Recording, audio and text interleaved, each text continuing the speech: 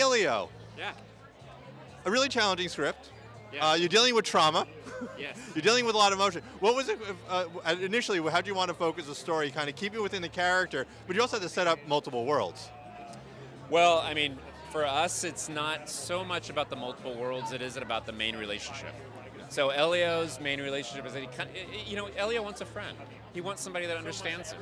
And so the relationship that Elio has with Gordon became the most important thing to me as a writer.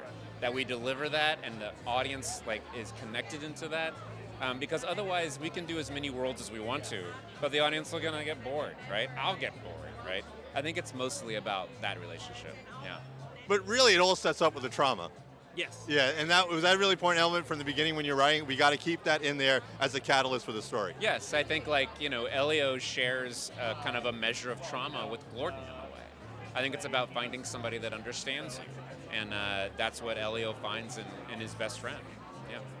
Now, as a writer, you're dreaming it, you're typing it, you're writing the script. What were you kind of like when you finally got to see it animated? Were most blown away with? There's a particular moment or shot like, wow, I never envisioned that was amazing. They created Elio's best friend Gordon was a little worm creature with no eyes, and how do you make an expressive character with no eyes? And I thought they did such an incredible job with that, and it's then body language, right? And so that blew me away, and I was so connected into that character. Yeah. For you, what was the most fun about coming on board this project? I feel like the animation team was incredible on this film. It was a really long production. It was a lot of changes, so being on a production with a good team made it very effortless, and yeah, I had a great time on the movie. What I like about the film is it has wonderful worlds, but never gets lost. It never overshadows the character. It's always the most important thing. For you, what was the most challenging for you, making sure it keeps grounded with the character? Just finding little things with each alien, because they're all designed so crazy different. Just anything that can give that little connection that feels human, just a little bit of character to each one. And yeah, it was a really fun process figuring out how they each move, and trying to keep them distinct but also recognizable, relatable. It was a challenging film, but I loved working on it. Now, was there any one particular scene, alien or animation, that was a little more challenging? Like it took you a while to nail, but you're really proud of? Yes, Questa. She's the one with the getting the flowing of those wings was a challenge, but the rig was amazing and it was a lot of fun. It's just it took a little extra care getting that one. So what was it about Elio that made you want to come aboard the project? Well, they sent me the audition. I was originally auditioning for Elio, but they liked me as Gordon, so they cast me as him instead. And honestly, it was great because it was just a good opportunity to work for a Pixar movie of all things. Of course. What was the most fun part about doing that character for you? Probably there was a part where I had to figure out how to cross my mouth because he doesn't have any eyes, so for the crying scene, I kind of had to figure that out. And this movie has really grabbed the audiences in a way. Why do you think people really embrace this film so much? Probably because it can definitely resonate with some people who don't really have many friends, but are always look up at the stars and wondering. Yeah. What was it about the script that initially attracted you to the story?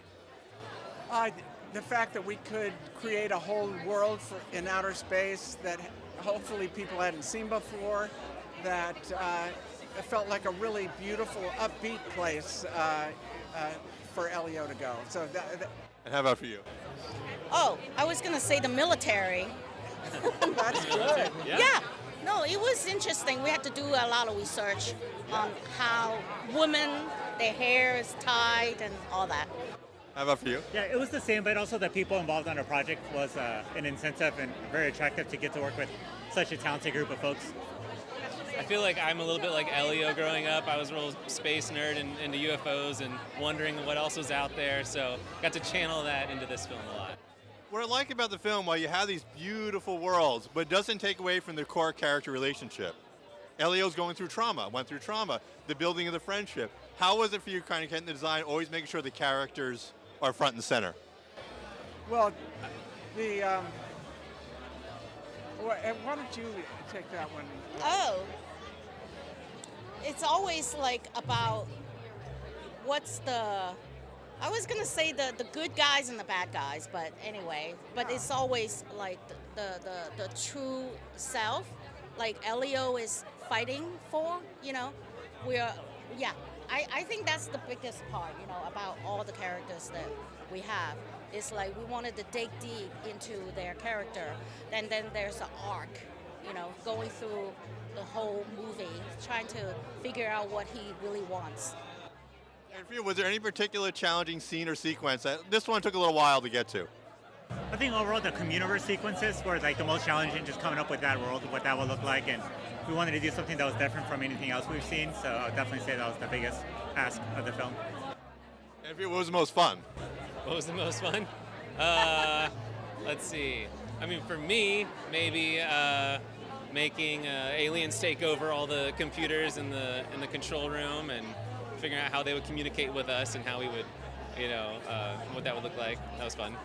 Okay, so Arco has so much going on in the film. Let's start with the initial. How did you want to balance setting up the animation world, really the two separate worlds?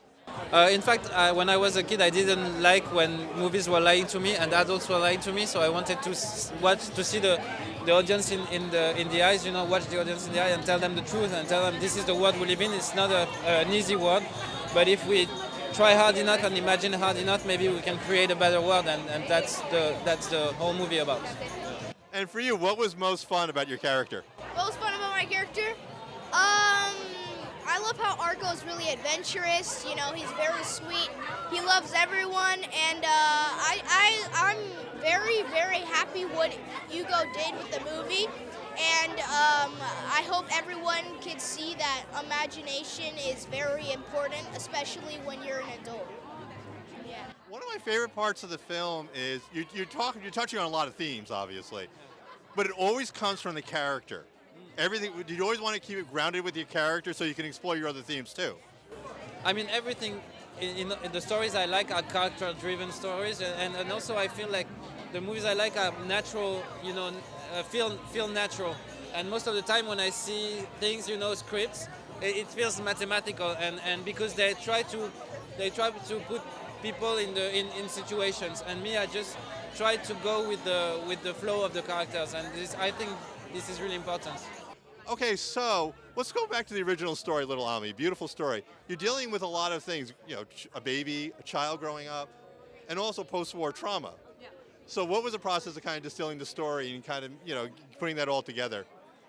Well, we had the novel to work with, the original novel. So the difficulty was to adapt it, and so that it was also for children as well as adults. And so, like you said, talking about difficult subjects like war trauma, but through the eyes of a little child, that was what made it emotionally powerful without being too dramatic, because when you're a child you take everything in stride very powerfully, but also you don't understand everything, so it kind of makes some sort of filter as well. C'est l'adaptation et le contraste enfant-child et trauma de guerre. Yeah, it was a big one to tackle with, and to do that we aim to have a very sensitive staging on the movie, so that we not only understand what's happening but also live it through Amélie's eyes, and so that it's appealing for the children, and we really feels what Amélie could feel, because she doesn't understand what's happening most of the time, but she really feels it, and she needs the keys to evolve in life. And I think this sensitive staging was really important to us to be comprehensive for all the audiences at the same time. Animation, how did you land on your animation style? Well, we went for a pretty minimalist style. Like, we didn't want it to be too flashy, because the colors are already very powerful, the staging and the characters and everything, and the music as well. And we didn't want it to take too much space, because we felt like it's all like an equilibrium that was very important, and also because it has a lot of emotionally very charged scenes, we wanted it to stay subtle so that we could take it all in without being force-fed the dramas or the emotion. So. Now, from the editing standpoint, what was the most challenging sequence for you? La séquence la plus challenge pour toi.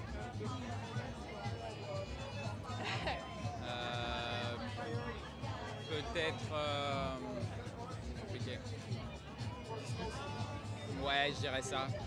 La séquence qui a nécessité le plus de réflexion et de refonte. The sequence that was the most challenging was the one where Kashima-san and Nishio-san are arguing, and because it needs a rhythm that is really, le rythme has to be perfect for it to be comprehensible, and it needed many versions for it to be perfect. Forevergreen. Yes. What were your initial thoughts when you had to animate the bear in the tree? Well, initially it was sort of daunting because it's a totally different style. It's a wood grain style, so the characters are made to look like they're made out of wood with a stop motion style, which I had never done and was not used to. And it's all done in CG, so we're just trying to make it look like that too, which is a whole nother unique challenge. And so it was pretty intimidating, but it was very exciting just to be breaking ground in that area as well. What I love about the film is there's a major story arc for a short film. Yes. The characters have really developed and changed throughout the story, which you often don't get in an animated film. What were your process of kind of, especially when the story went a little darker with the bear? Yes.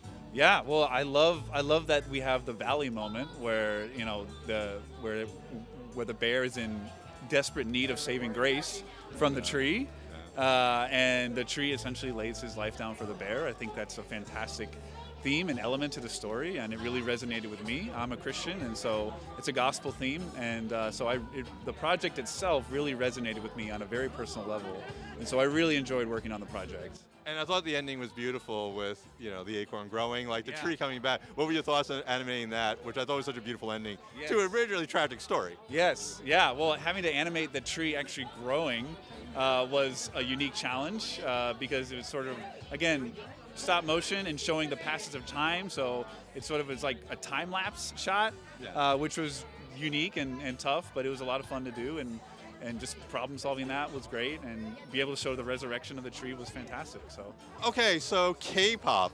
Yes. Dima, what was initially about the project that drew you to it? Well, I was actually involved in it since pretty much the very beginning. I'm one of the first 4 or something to work on the movie, because I knew Maggie way before through her husband Rad, who I worked with on the show. So for me, I was drawn to the story from day one. And then as soon as I saw the visuals that Helen and Celine and all the visual artists would come up with, I was immediately hooked. Was there any particular sequence that was most challenging? The beginning one, how it's done, when they come out of the airplane, there was a lot of pressure for it being the first scene to grab the audience. So it went through many iterations, and there was a lot of pressure in getting that song right for coloring the sound of Huntrix and also the sound of the movie overall.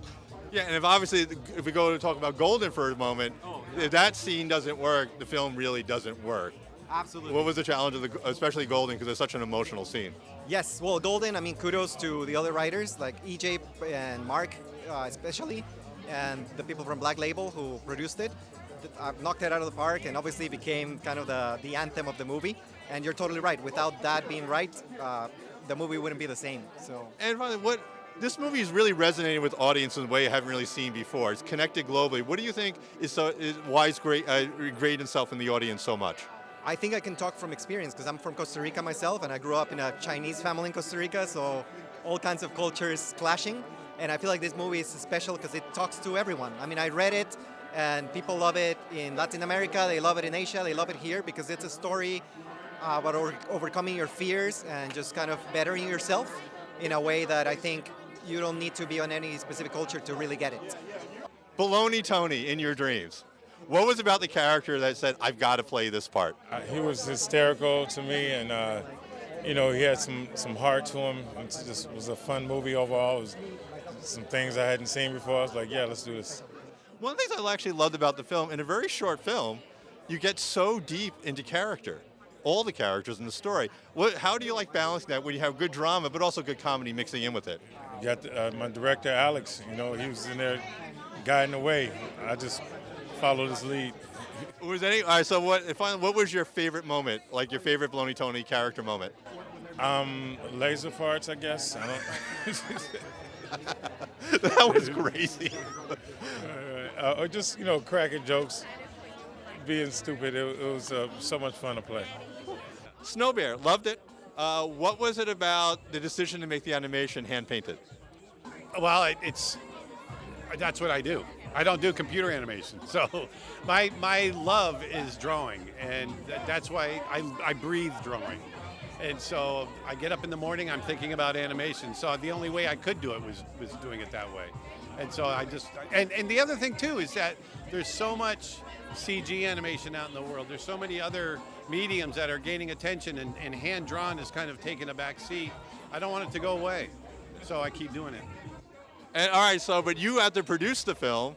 What are the challenges of doing his vision of hand-drawn animation? The good news is he's done it a lot. He directed Brother Bear and worked on Lion King and all those films, so it was in good hands. Actually, the coolest thing is, even though you said it's taking a back seat, since it's been out there, the biggest thing we found is people are like, oh, we're so glad this isn't AI. We're so glad this makes us feel like kids again. And so that's been super rewarding and gratifying for sure. And for you, what was it like when you finally got to show the film to an audience? Talking to you. Me? You're the audience. Yeah. Oh. I saw the movie 1,000 times during the process. She at got every to be my single sounding stage. board. Yeah. Yeah, so I've seen the movie 1,000 times. Yeah. Nothing beats showing it to the audience for the first time, that's true. Yeah, that's always been my favorite experience. So then for you, what was the biggest challenge for you then making the film, you think? Was there a particular scene like, ooh, this one's took me a while to land on? Every scene is hard. I think it's the first time I'd ever made a complete film myself. And it's always been a goal of mine. It's always something I wanted to do. But to sit down and not just do the animation, everyone thinks that I'm just an animator. I started out as an illustrator before I went into animation. So I painted every background. I did all the effects animation. I did all of it. And so that was the biggest challenge, was just getting it scheduled and getting it done. Yeah. Snoopy. Did you realize when you first took on the directing challenge, I'm making Snoopy? Yeah, it was actually quite daunting, but also something that I loved my whole life, and I embraced it and just dove in and tried not to think about this heavy lift, this legacy that I had, and just enjoyed it. What do you think is about Charles Schultz's work on that has endured for so long? That it's so true. I don't think he ever pandered or talked down, and a lot of his comics reflected the human condition of his times and things that were happening in the news cycle. And because they were kids, I think that it affected all of our childhood worries that really spoke to us. Do you think that actually as a director in animation, it frees you a little doing animation so you can explore these kind of more difficult themes with children? It did. I think that's the other thing that's so amazing about working in the Peanuts universe, is that you can do things with that brand, I hate to say it that way, that you can't do in other cartoons. And you can go really deep with the emotional parts of those characters, specifically with Charlie Brown. All right, so you have a legacy, a Peanuts legacy to do for Snoopy. What were the challenges in making sure you honor it, but you have to make it a little more modern too? Yeah, I mean, as you can imagine, like sitting down at the piano to write my first piece of Peanuts music 7 years ago now was a challenge, Like all of us had Linus and Lucy, the theme, like banging around in my head. Yeah, it was tough, but I think what Vince Guaraldi discovered is just how well jazz works with the Peanuts, and it's sort of hard to describe why, other than there's a few things I can theorize. It's like the dialogue feels so natural and kind of off the cuff like jazz music does, but I'm a jazz musician, so I just decided to go with jazz and kind of did my own thing, honoring the Guaraldi thing, but maybe incorporating some more modern jazz elements too. Was there any particular sequence or moment musically that was a little more challenging for you, to kind of took a while to nail? I mean, look, on this summer musical, at some point Charlie Brown opens his mouth and starts singing, which is something you gotta, it could seem a little. Anyways, you have to set that up very carefully to make it work. So that definitely took some tries on this. Like, how do we ease the music into like a song starting so it doesn't sound like out of nowhere? Yeah. All right, so Snoopy, if I'm not mistaken, it's based on a previous material. Is that true? Is it like it was a good? I'm kidding, of course. All right, so what for you was the initial challenge, like taking on this project that has such a legacy, but you also have to modernize it a hair? I suppose the biggest challenge was making it fresh while still being recognizable in heart, because everybody grew up with the Peanuts, right? I did as well. To bring that art and energy and the energy of Schultz into it without making it derivative. Keeping it original, but keeping it fresh. I would just add that we've been so lucky that we get to work with the Schultz family very closely on all of the content that we produce. So they're very much at the table, and that is how we ensure consistency, I think, for the last over 75 years now. Yeah, and look, and it's a musical, which was a fun, fresh approach. Yeah. So yeah, it was a new way in, but staying true to the original. So yeah. Yeah, well, there must have been a little challenge worrying about Charlie Brown's going to sing. Was that a scary moment? Actually, no, because Jay Geroche, which is the same last name as me, was amazing. And if we kept going with these, he probably would have ended up being the next voice of Charlie Brown. He was awesome. So we had, as soon as we heard him, we had no worries at all. It's all fun, but what for you was the most challenging getting it completed? What was the most challenging? Well, I had a baby in the middle of it, so that was tricky, but the team, it was... And the biggest challenge for me was she had a baby halfway through the production. No, it's honestly, the Peanuts, it's been so, like a labor of love for the entire studio, all the artists that we work with. It's been such a joy over the last 8 years that it is, production days are long sometimes, and there's deadlines, and there's things that don't go right, that you always want to, but it's just been, everybody is excited to come into the studio every day to work on it. So what is it about Wildpack that attracted you to the project? Just the originality of it, I think, is just what drew me to it. It's so original, the art is original, everything is just so new, and I don't think I've ever seen anything like it before. And I've been watching animation cartoons since I was a baby, and I've just never seen anything like it before. And it was just a new experience, and I loved it, and I loved working on it, and it was just a great project to work on. What I love about the show is that it's such a diverse cast. Of course. There's new opportunities, there's new doors to go through when you have such a diverse cast and you have such a amazing group of people to work with, and it opens up new doors, and it was a great experience. What was it about the twist that originally attracted you to the project? Well, to start, it's a classic Roald Dahl story that's just timeless and loads of, fun and witty, messages. So that to me is already special. And then on top of that, the team was just amazing, the best in the industry. So. Now you love the idea, but you have to actually make it the show. What was the biggest challenge in animation for you? This one, it's always finding the right look and design and feel for the characters. I think that's always the ultimate challenge, and to have the audience connect with those designs. So it's very special that it's getting recognized tonight by our peers. We have a lot of students that are watching. Is there any scene you want to recommend or a moment saying, you know what, I'm really proud of that moment, it'll be good to look at? Ooh, that's a tough one. One of my favorite parts in that film are the flea moments where they go right into the hair. And then there's all these touching moments with Bisha and, the Mugglewumps. And yeah, there's a lot of good, bits in that movie. So what was it about the Terminal List that brought you to the project?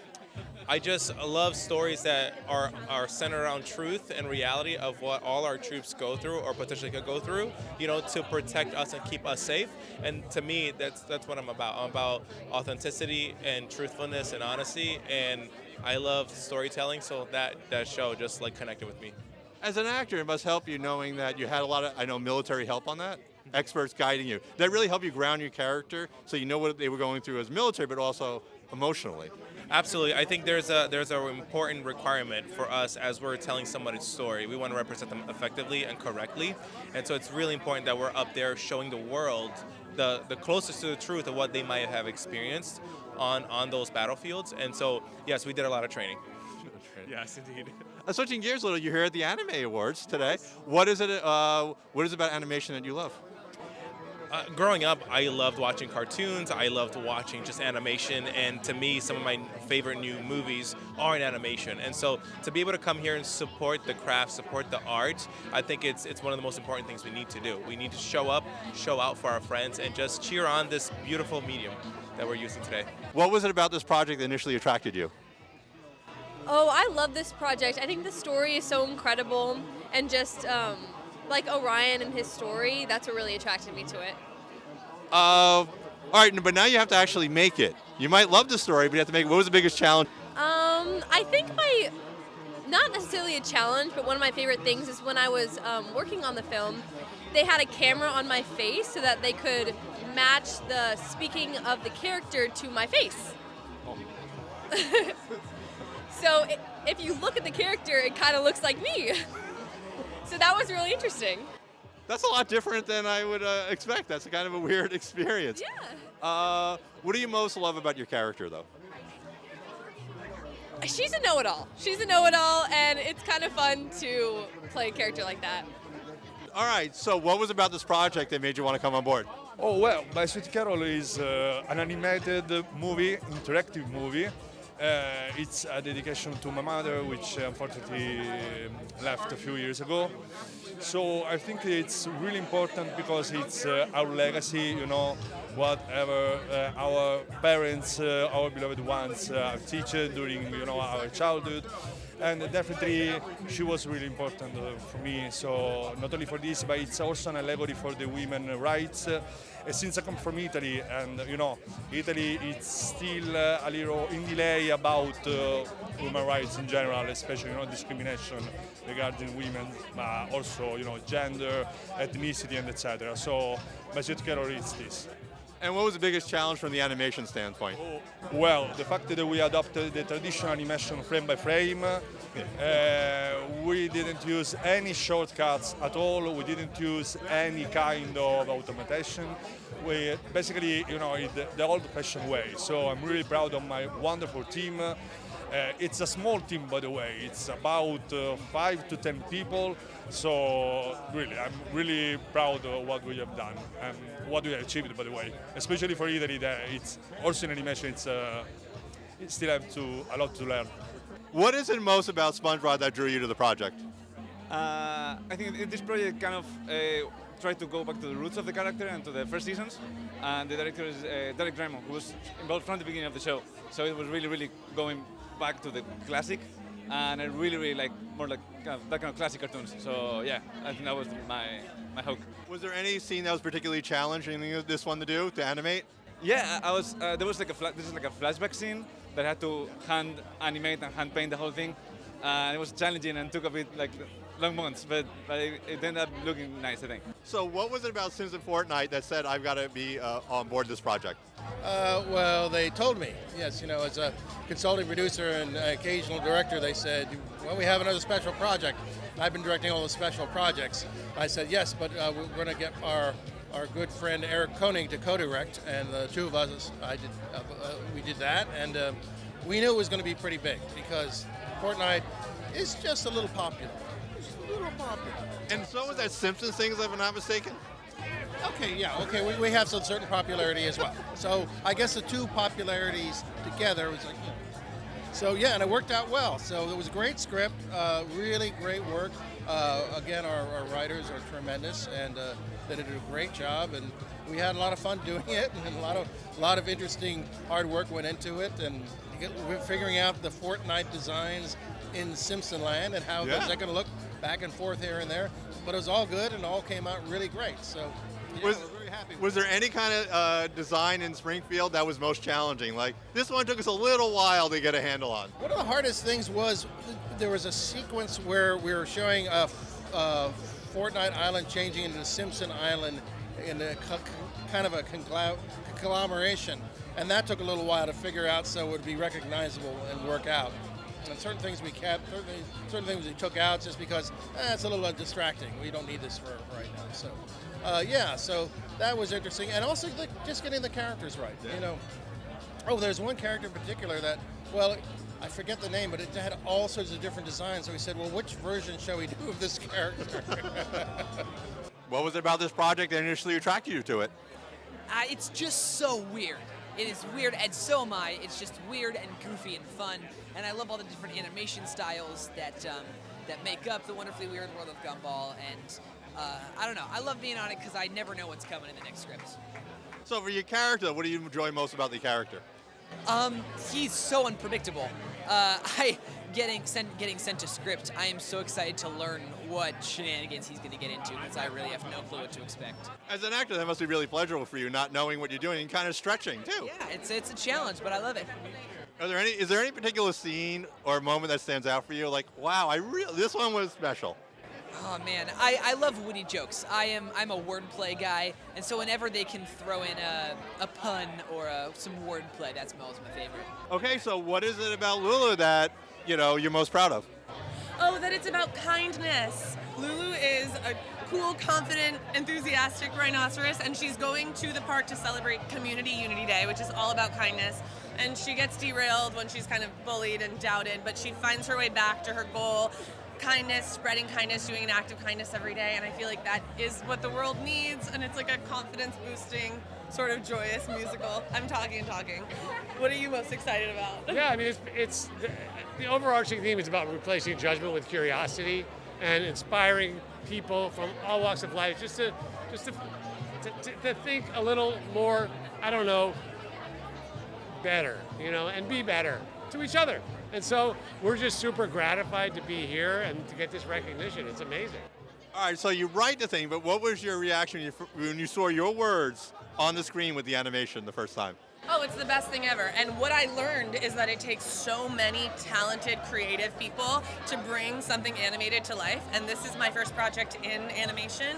So I didn't realize the process of turning it from words on a page into like the most beautiful visual experience. And the teams of people, the rigging artists and the musicians and all of the visual artists and colorists and like everyone who made it so exceptional. I mean, I have chills just thinking about it because I can't believe that I got to work with so many amazing people.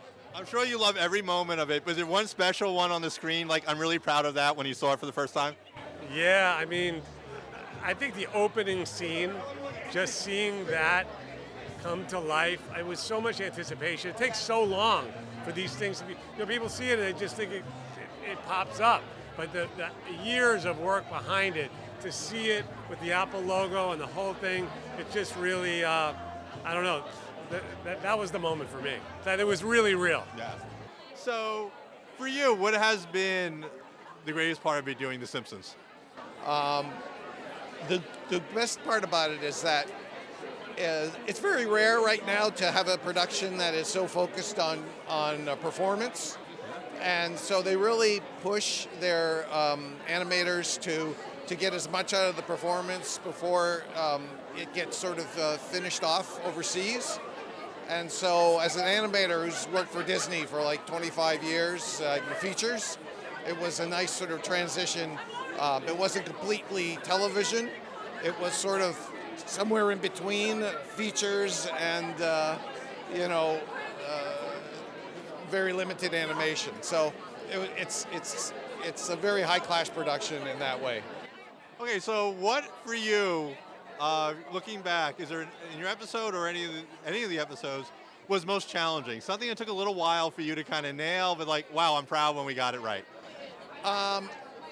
Usually, because of my past for Disney, they give me a lot of dancing stuff, a lot of intricate movements and things like that. And so every show has something that's challenging in it, which makes it constantly interesting every episode I work on. So I did one with a character called Martin, where it's a fantasy episode where he was actually a 35-year-old man pretending to be a boy undercover at the school, and he actually has a wife and kid, right?